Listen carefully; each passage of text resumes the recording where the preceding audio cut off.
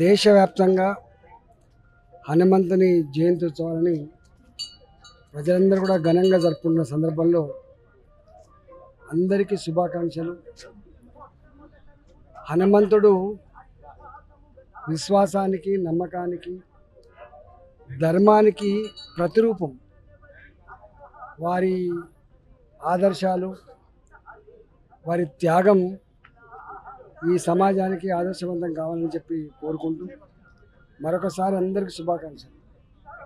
ఇంకోటి సార్, మరికొద్ది రోజుల్లో రిజల్ట్స్ రాబోతాయి. విజయ పరంపర ఎలా ఉండబోతుంది దాని గురించి? ఈరోజు చివరి దఫా ఎన్నికలు జరగబోతూ ఉన్నాయి. అబ్కీ బార్ 400 పార్ ఈ నినాదం అందించింది దేశ ప్రజలు, కార్యకర్తలు, పార్టీ నాయకులు కాదు. ఓట్లు వేసేది వాళ్ళే, గెలిపించేది వాళ్ళే, నినాదం ఇస్తున్నది వాళ్ళే. కాబట్టి ఇవాళ అనేక మంది అనేక రకాల ప్రచారం చేస్తున్నప్పటికీ కూడా అవన్నీ కూడా తప్పు అని చెప్పి 4వ తారీఖు నాడు తేలబోతుంది. 100%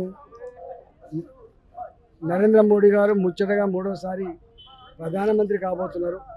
పోయినసారి కంటే ఎక్కువ సీట్లతో ఈ దేశంలో మోడీ గారి ప్రభుత్వం మళ్ళీ కొలువు తీరబోతా ఉంది.